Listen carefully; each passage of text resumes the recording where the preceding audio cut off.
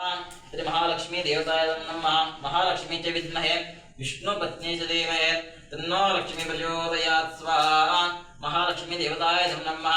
महालक्ष्मी च विद्महे विष्णुपत्नी च धीमहि तन्नो लक्ष्मी प्रचोदयात् स्वाहा।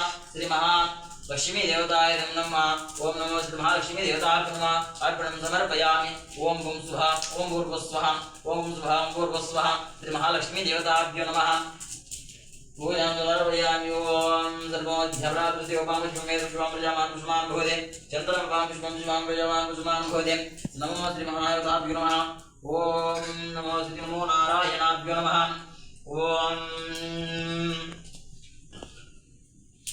ओम नैवेद्यं निवेदयामि। नैवेद्यं सर्वदेवताभ्यो नमः। तस्तवितुर्मर्गो देवश्रीमहि धियो यो नः प्रचोदयात् सत्यमर्तेण अमृतामस्तमृतमोस्तुभं नैवेद्यं निवेदयामि। नैवेद्यान्तरे आचमनीं समर्पयामि।